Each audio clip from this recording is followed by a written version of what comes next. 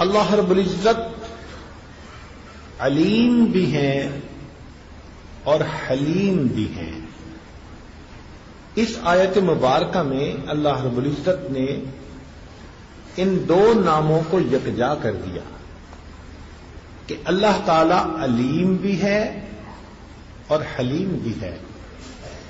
راز اس میں یہ ہے کہ ہم تو دوسرے کی غلطی کو اس لیے معاف کر دیتے ہیں کہ ہمیں تھوڑا پتہ ہوتا ہے.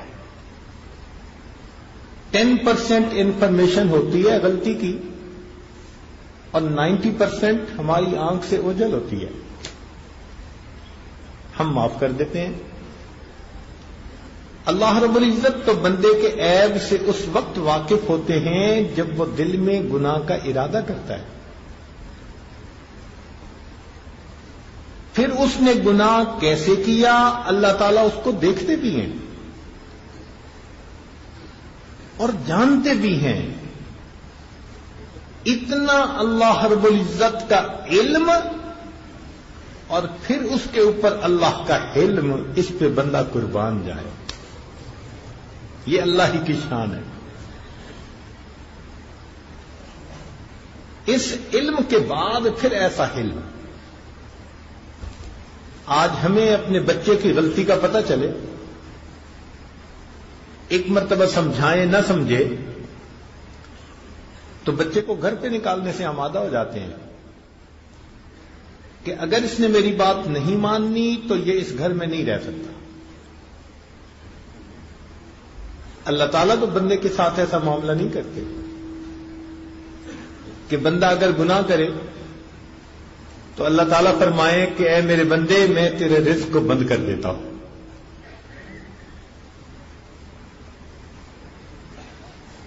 اگر بندے کا رزق بند کر دیا جاتا گناہ کرنے پر تو کیا ہوتا؟ تو اللہ رب العزت کا تحمل دیکھیے کہ بندہ گناہ کرتا ہے، اللہ تعالیٰ اس بندے کو رزق دیے جاتے ہیں. پھر اس پر عجیب بات یہ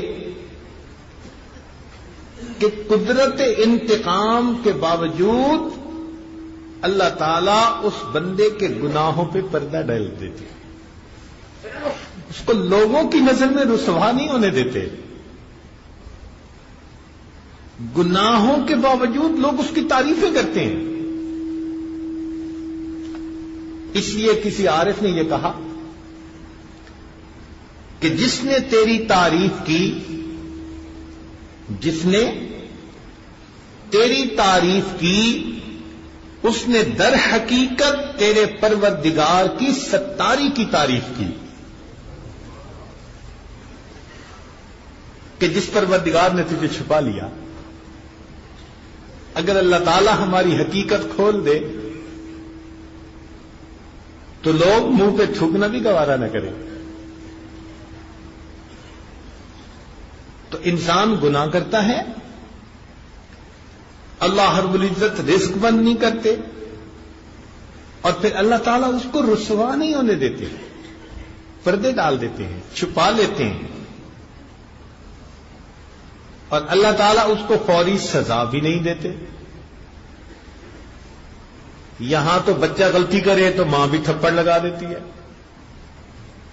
اگر قدرت کا بھی معاملہ ایسا ہوتا تو کیا بنتا؟